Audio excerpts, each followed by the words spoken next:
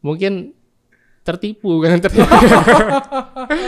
Saya dulu lihat majalah tentang nanoteknologi. Nanoteknologi. Iya. Oke. Saya dulu lihat majalah tentang nanoteknologi tentang itu karbon nanotube. Oke, apa tuh? Nah, ya kalau dari saya sih selalu saya terapin gitu. Kita lakukan saja yang terbaik gitu. Yang sisanya tinggal di tangan Tuhan gitu ya. Let's God do the rest gitu ya. Oke. Jadi kayak dulu saya tinggal apply aja gitu. Jadi kalau memang itu buat saya suatu saat pasti Tuhan akan tunjukkan jalannya gitu.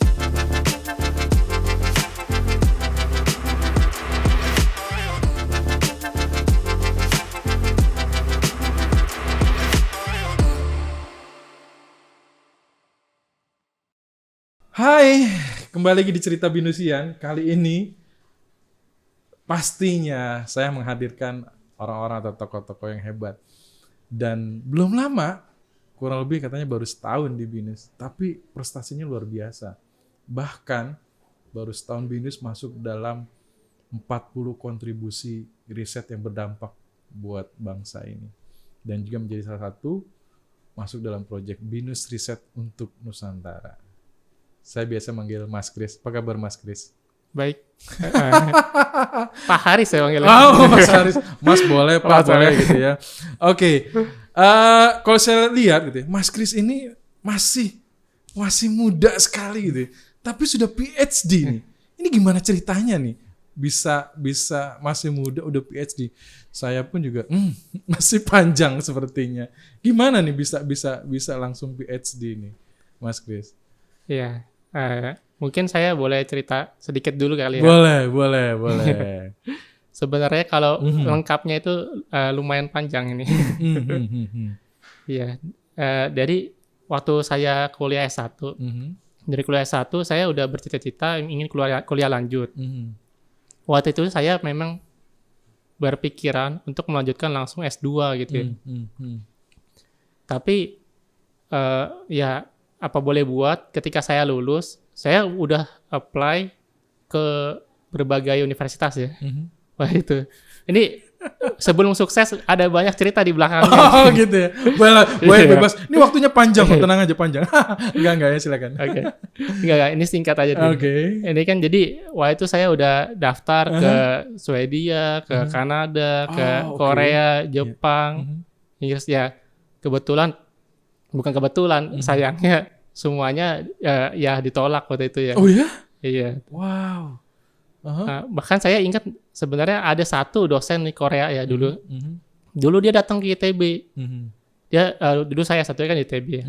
Bilang, saya butuh mahasiswa gitu ya. Wah itu ada kampus baru kan. Dia itu keluarin program by research, master by research. Jadi waktu apply harus sudah masukin nama supervisornya. Karena dia bilang, saya butuh mahasiswa, saya daftarlah, masukin nama dia dong, gitu. Nah, udah saya daftar kan, lewat seleksi dokumen, interview. Waktu itu interviewnya masih by Skype ya. Oh iya. Sebelum pandemi lah ya? Sebelum pandemi. Oke.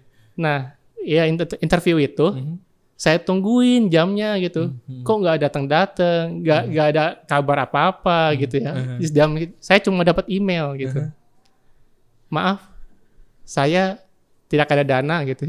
Ya kenapa waktu itu datang ke ITB bilang butuh mahasiswa gitu kan. Cari-cari mahasiswa, sekarang udah sampai tahap interview bilang nggak ada dana gitu. Saya tanyalah dosen lain gitu kan. Saya bisa kan diganti dosen gitu kan. Terus kata dosen lain, maaf, admissionnya udah lewat gitu. Oke. Jadi ya ada banyak hal gitu yang jadi kendala waktu saya apply S2 itu gitu ya. Ya untungnya waktu itu kebetulan lagi ada LPDP gitu ya. Saya daftar LPDP, kemudian saya daftar di Inggris gitu, di Southampton. Nah, sebenarnya itu saya daftarnya juga Master by Research. Master by Research. Supervisor saya tanya gitu, kamu udah ada funding belum? Oh ya sudah gitu kan, saya sudah daftar LPDP gitu kan. Nah, mungkin kebetulannya supervisornya memang lagi butuh gitu ya, butuh tenaga riset gitu. Jadi ditawarkan saya gitu, bagaimana kalau langsung aja PhD gitu. Oh iya? Langsung PhD itu S3 loh? Iya kalau di Itu gimana? Padahal mau rencananya S2 gitu kan. iya. Malah ditawarinnya PhD gitu ya. Iya. Betul ya? Itu Iya. gimana? Kenapa bisa dapat hal seperti itu? Iya. Ya waktu itu sih pertama saya diskusi dulu sama supervisornya gitu kan. Ya kebetulan risetnya sama dengan tugas akhir saya gitu. Jadi mungkin ya karena kebetulan ada yang risetnya berhubungan, dia juga lagi butuh gitu ya. Kalau menurut saya sih ini merupakan kebetulan saja gitu ya. Kayak ya saya berasa bersyukur sih ya. bukan karena apa gitu kan. Saya buktinya saya kan udah ditolak banyak, cuma ya ini lagi ya saya berterima kasih kepada Tuhan gitu ya. Puji syukur langsung bisa lanjut sesuai passion saya di riset gitu. Oke, akhirnya apa? Ditolak, diterimanya langsung ke PhD ya? Iya betul. Wow, luar biasa nih. Memang sebenarnya bidang yang memang digelutkan sekarang ini dari S1 sampai sekarang ini apa sih yang sekarang dilakukan sama Mas Kris? Ya. Saya dulu S1-nya ambil teknik material. Teknik material. Lanjut S3 juga tentang bidang material science and engineering sama teknik material juga. Apa yang dilihat di dalam bidang itu sendiri ya? Ya bicara tentang bidang ini, kalau dalam konteks kehidupan sehari-hari ini apa sih yang dilakukan? Kalau material dulu saya tertarik di teknik material ini kenapa gitu kan? Padahal kan programnya jarang ya. Iya. Di Indonesia cuma ada 2 sebenarnya. Oke. Di ITB sama di UI gitu. Nah, dulu saya mungkin tertipu kan. Saya dulu lihat majalah tentang nanoteknologi. Nanoteknologi. Iya. Oke. Saya dulu lihat majalah tentang nanoteknologi tentang itu carbon nanotube. Oke, apa tuh? Nah, carbon nanotube itu material nano yang sangat kuat gitu ya. Jadi kalau dilihat dari ukuran dimensi seperti itu bisa menahan beban yang sebesar itu jika dibuat 3 dimensinya gitu ya. Nah, theoretically bisa menjadi lift sampai ke bulan gitu. Oh, oke. Ya di gitu. majalah itu seperti itu gitu kan. Ya, walaupun mungkin kenyataannya itu kan secara teoretis ya. Nyataannya mungkin masih butuh riset yang panjang gitu ya. Nah, di situ saya tertarik. Oh, keren juga nih nanoteknologi gitu. Bisa ke bulan ya enggak? Gara-gara bisa ke bulan. Gara-gara bisa ke bulan pakai lift gitu. Oke. Jadi saya cari-cari kan, nanoteknologi itu masuknya di mana sih gitu kan. Oke. Ternyata di material science and engineering. Makanya saya ngambil S1-nya tentang teknik material. Teknik material. Iya. Oke, dan sampai sekarang itu termasuk yang PhD-nya itu juga masuk dalam bidang yang sama atau linear? Iya, PhD-nya linear. Oke. Dan memang itu dibutuhkan saat ini ya, bidang itu ya? Atau mungkin nggak tahu sampai saat ini seperti apa? Ya, sebenarnya nanoteknologi itu ada di banyak bidang gitu ya. Semua istilahnya dengan nanoteknologi ini dapat meningkat gitu ya, dapat improve gitu. Ya, di bidang biologi sendiri gitu ya. Deteksi seperti sensor, biosensor gitu kan ya. Nah, kalau ukurannya makin kecil gitu ya, yang dapat dideteksi, limit deteksinya tuh makin rendah gitu ya. Sedikit aja sampel gitu ya, sudah bisa dideteksi. Karena tadi itu yang nanoteknologi itu gitu ya. Jadi dia makin kecil, volumenya kecil, tapi dia bisa deteksi banyak gitu. Ukurannya kan kecil ya, jadi muat banyak yang bisa dideteksi. Oke, bidang-bidang apa aja yang tadi kan selain biologi atau nggak di bidang industri, kira-kira nanoteknologi yang tadi disampaikan itu untuk membantu apa tuh biasanya Mas Kris?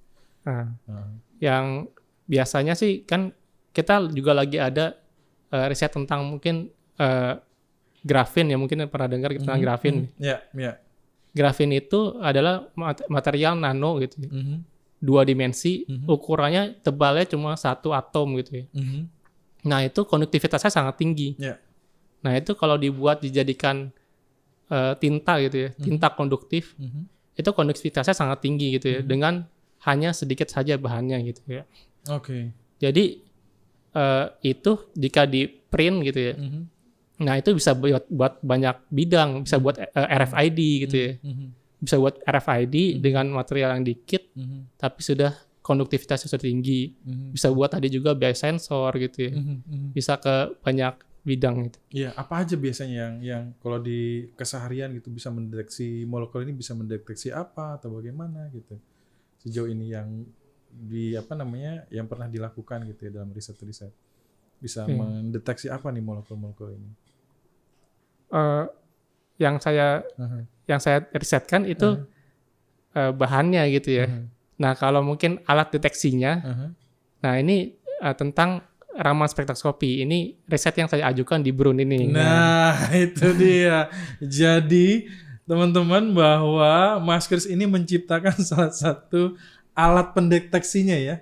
Iya. Ya, yang disebut sebagai alat Raman spektroskopi. Iya, betul. Gitu ya. Iya. Jadi sebuah alat yang bisa mendeteksi atau mengontrol apa nih yang diciptakan dari Mas Kris itu sendiri. Oke.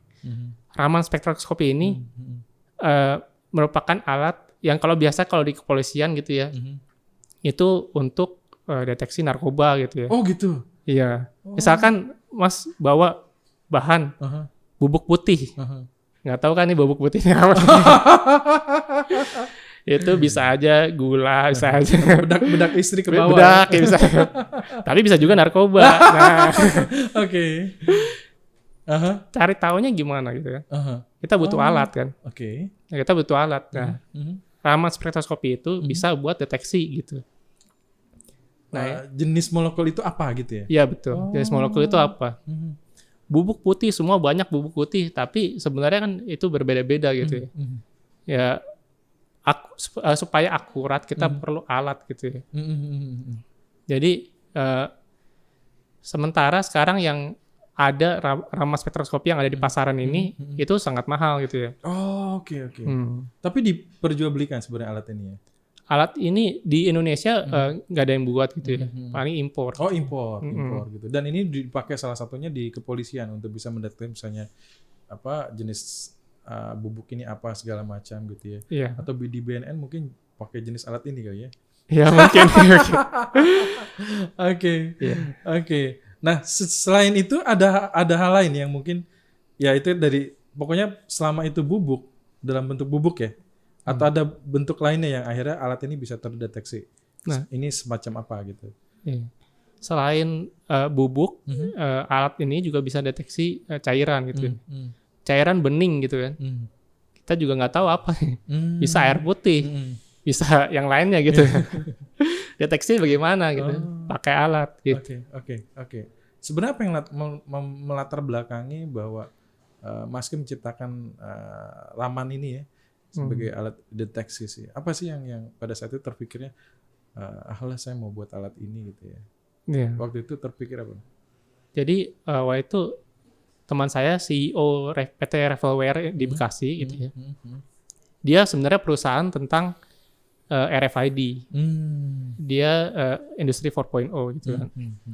Nah, dia ingin mengembangkan sesuatu yang baru. Dia ingin memfabrikasi grafin gitu ya, menciptakan grafin di Indonesia gitu. Tapi dia nggak tahu hasilnya kan memang hitam gitu, bubuk hitam gitu. Dia nggak tahu itu hasilnya itu memang seluruhnya grafin atau ada campuran grafit atau bahkan arang gitu ya. Dia nggak tahu. Dia cari di Indonesia kan, ada gak sih alatnya buat deteksi ini gitu. Dia datang ke ITB, ke UI, ke LIPI. Memang ada yang sudah dibeli gitu ya, komersil. Cuma kan mungkin dia lebih memprioritaskan mahasiswanya sendiri gitu ya. Jadi antreannya panjang itu gitu. Jadi ya waktu ke sana dia juga mengalami kendala gitu ya. Dia kan hitungannya kan berarti kan perusahaan gitu ya, di luar kampus. Mahasiswa yang pengen pakai alat itu banyak gitu. Jadi dia nggak dapat terus gitu. Nah dia cerita gitu ke saya gitu. Ya kan, saya tanya kan mau pakai buat deteksi apa, karbon aja gitu kan. Nah kita saya kepikiran gimana kalau kita ngembangin aja sendiri gitu, versi low cost-nya gitu kan.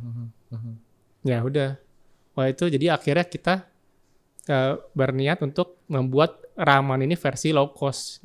Toh kebutuhannya nggak butuh buat campuran bahan banyak gitu ya, tapi cuma buat deteksi karbon aja gitu. Oke. Dan sekarang sebenarnya alat itu sudah ada gitu. Sudah ada ya. Sudah ada dan terpakai di perusahaan tersebut gitu ya. Betul. Nah, bagaimana pengembangan ke depan tuh alat ini? Apakah memang akan dikembangkan atau memang sejauh ini masih dalam tahapan riset gitu ya? Atau memang sudah siap untuk dikomersialisasi gitu kan? Karena ini penting sekali. Karena tadi bilang di Indonesia nggak ada dan mahal, mungkin kalau ada pun juga sangat mahal gitu ya. Nah, ini gimana nih pengembangan ke depan ini? Kalau alat kita lihat dari versi komersilnya ya. Nah, versi komersilnya Raman ini kan yang makro Raman gitu ya. Harganya sekitar 1,5 miliar gitu. Oh ya? Wow, mahal sekali. Nah, itu bisa satu mobil mewah.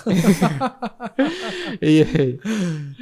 Nah, itu deteksinya memang tingkat deteksinya mungkin lebih tinggi ya, lebih akurat gitu ya. Tapi kan itu untuk versi pengembangannya gitu ya. Jadi di komersil tahapannya itu tadi makro Raman 1,5 M. Ada namanya mikro Raman 5 M gitu. Ada lagi namanya nano Raman 10 M gitu. Jadi pertama makro deteksinya itu spot untuk mendeteksi itu besar gitu. Mungkin ukurannya sentimeter gitu ya. Mungkin milimeter ya. Kalau mikro itu dia pakai mikroskop. Pakai mikroskop daerah sini yang ini 1 mikro ini grafit. Sebelahnya jaraknya satu mikro ke sebelah kanan gitu. Udah ini grafin gitu. Nah, itu bisa membedakan sampai skala mikro itu yang 5M gitu ya. Nah, yang lebih lanjut di skala nano gitu ya. Bisa membedakan sampai skala nano. Nah, mungkin kita bisa ikut yang versi komersil ini nih jenjangnya gitu ya. Oke. Makro, mikro, nano gitu. Sebenarnya potensi alat ini tuh buat terutama ya di Indonesia tuh sangat besar atau bagaimana ya? Karena kalau lihat dari keberadaan alat ini lalu juga saya kata potensinya di Indonesia ini kan berbagai macam bidang dan industri, apalagi pemerintah menggalakkan tentang pertumbuhan perekonomian segala macam kan juga otomatis bidang-bidang yang kaitan dengan nanoteknologi ini pun juga harusnya berkembang juga gitu ya. Bagaimana melihat Mas Kris melihat hal itu? Iya. Kedepannya saya yakin mungkin kalau di luaran sudah sering gitu ya, sudah banyak yang meneliti nanoteknologi ini. Iya.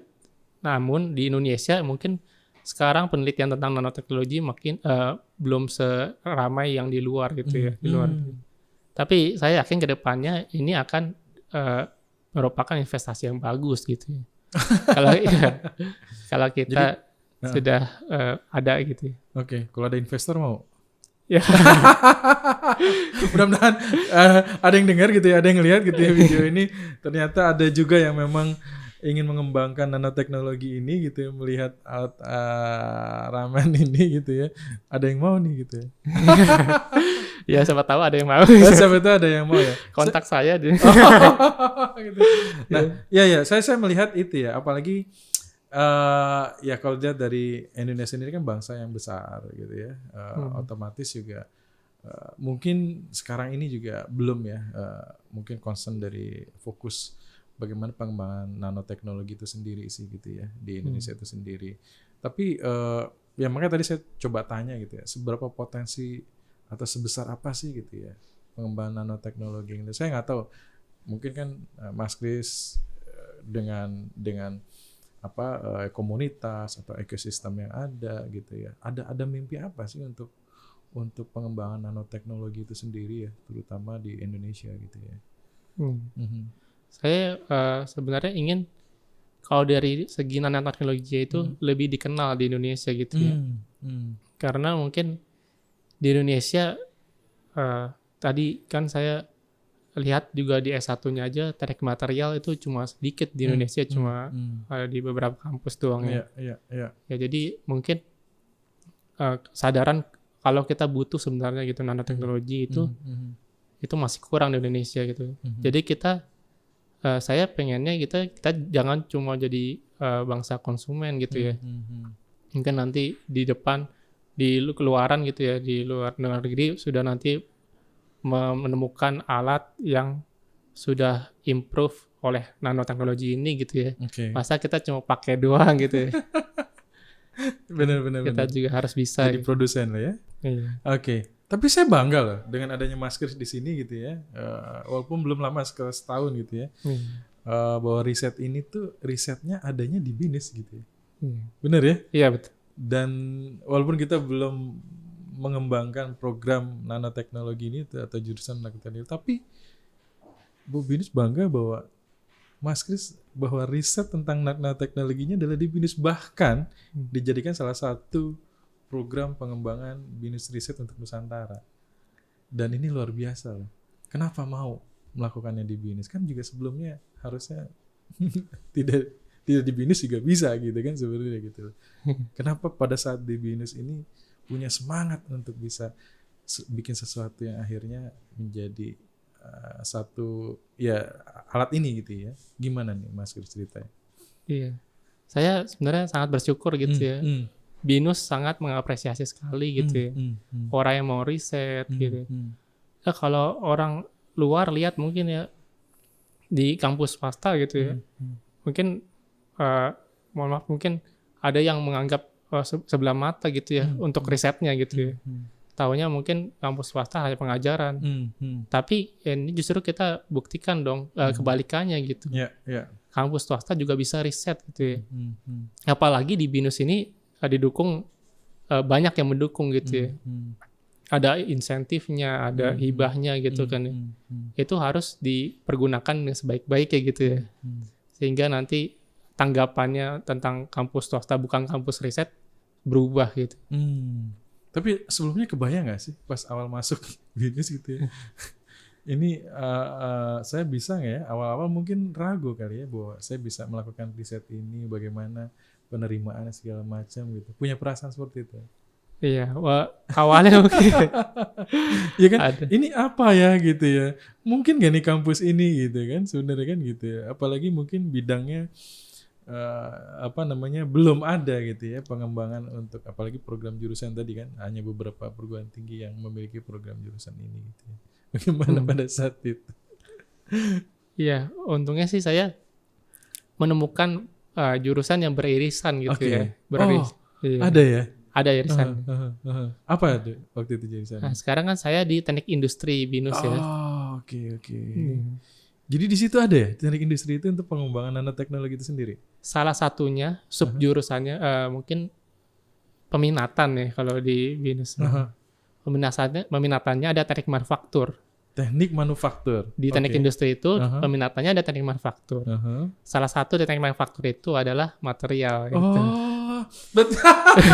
Jadi ya ada lah. Ada ya. Berarti pas dong ya.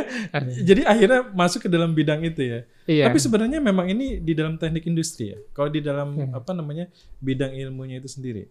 Iya. Jadi di teknik industri itu ada mata kuliah namanya Mechanics of Materials gitu. Mempelajari material. Oke.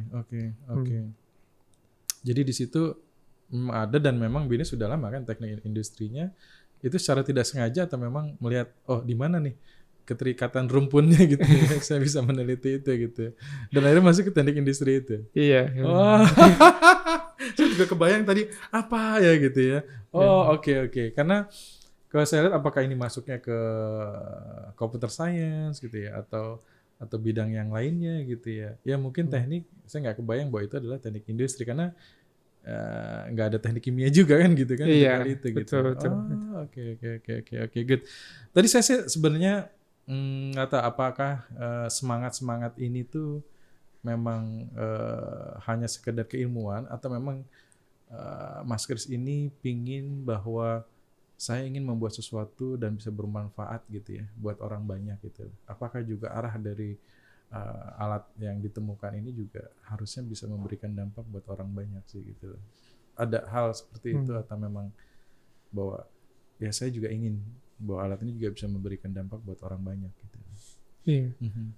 Tentunya semua mungkin periset mau pasti ya hasil yang di riset gitu, hasil temuannya dipakai orang gitu ya. Iya, salah satu yang mungkin saya juga ingin gitu ya, apa yang saya pelajari, apa yang saya tekuni gitu ya, dapat bermanfaat untuk masyarakat. Nah, ya saya sih berharap kedepannya nggak cuma di sini aja gitu ya, nggak cuma sampai buat alat mungkin dipakai di beberapa 1-2 perusahaan gitu ya, tapi dampak yang besarnya yang tadi pertama itu saya bidang nanoteknologi itu berguna buat Indonesia gitu, bukan cuma satu alat dipakai gitu ya. Saya backgroundnya mungkin semangatnya di situ gitu.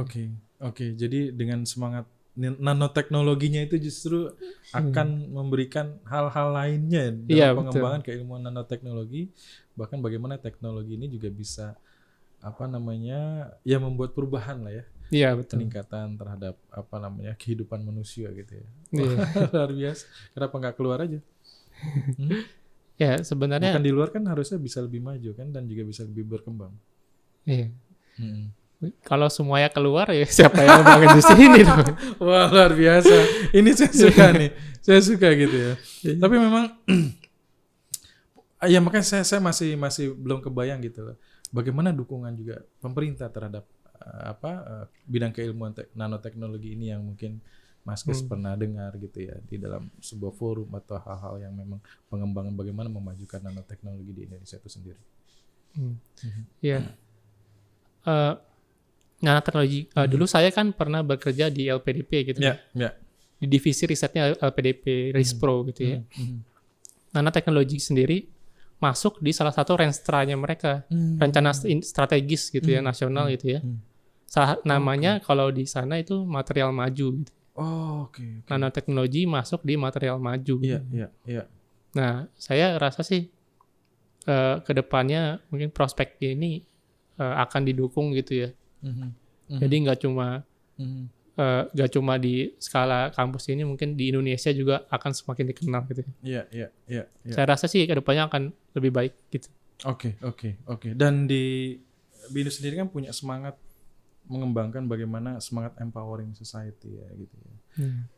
Ya mungkin dalam 1 tahun ini Mas Kris sering mendengar gitu ya, semangat empowering yang selalu didorong, bagaimana kita harus bisa memberikan dampak buat orang banyak gitu ya. Bagaimana Mas Kris melihat itu, menanggapi itu, bagaimana menerjemahkan ke dalam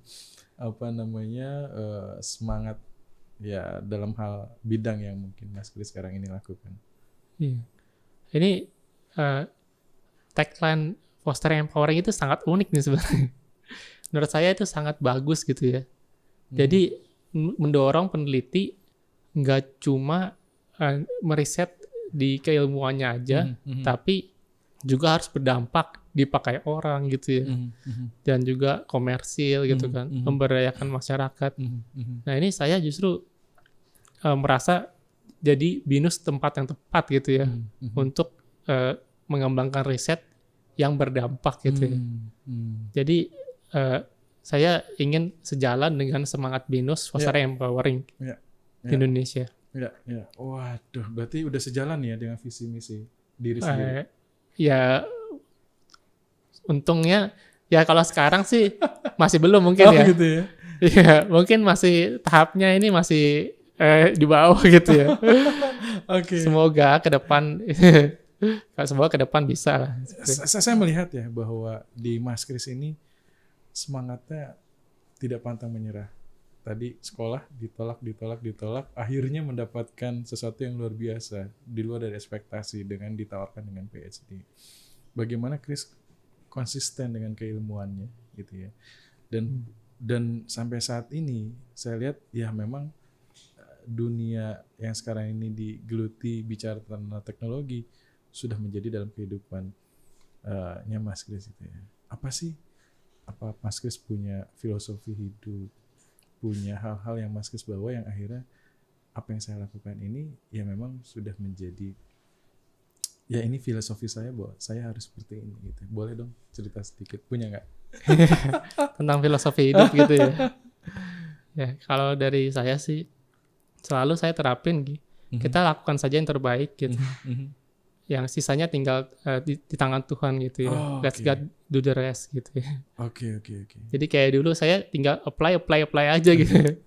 Jadi kalau memang itu buat saya suatu saat pasti Tuhan akan tunjukkan jalannya gitu. Wah, luar biasa. Jadi jalanin aja gitu ya. Jalanin aja. Jangan lupa doa juga ya. Iya betul. Jangan lupa doa. Masih thank you banget. Singkat padat. So far banyak hal yang juga saya terinspirasi dengan cerita-cerita yang saya pikir juga mudah mendapatkan kesempatan, lalu fokus terhadap bidang yang dicintai, dan juga saya pikir juga tadi ya tidak ada yang mungkin gitu kan. Segala sesuatunya ketika kita berusaha pasti ada jalan di situ gitu ya. Dan saya pikir juga bahwa hasil riset yang dilakukan dalam hal pengembangan di dunia nanoteknologi ini atau di bidang nanoteknologi, saya pikir ini sangat luar biasa ya. Tadi Mas Kris juga cerita bahwa potensinya ini sangat luar biasa. Tinggal bagaimana caranya supaya ini bisa ditularkan. Mudah-mudahan video ini menjadi inspirasi bagi orang-orang yang belum memahami tentang nanoteknologi atau yang sudah mungkin, atau tadi ada investor yang mau pengembangan dalam Raman tadi gitu ya sebagai alat pendeteksi. Mudah-mudahan bisa lebih besar lagi harapannya, dan ya alat ini saya yakin sangat berguna gitu ya. Mudah-mudahan alat ini juga bisa mendeteksi virus COVID. Mudah-mudahan ya ke depan gitu ya. Amin ya. Mudah-mudahan ke depan bisa begitu gitu ya. Hopefully, karena juga bicara hal itu juga tidak ada yang mungkin ya gitu ya. Yang pasti bahwa nanoteknologi ini juga bisa mendeteksi dalam segala hal gitu ya. Kurang lebih tinggal bagaimana kita bisa melihat dan meneliti ini supaya bisa memberikan kontribusi dan memberikan sesuatu yang lebih bermanfaat gitu ya buat masyarakat. Thank you. Sama-sama. Sampai ketemu lagi. Sukses selalu. Tetap sehat. Oke. Let's close this. Thank you. Oke, thank you. Thank you so much.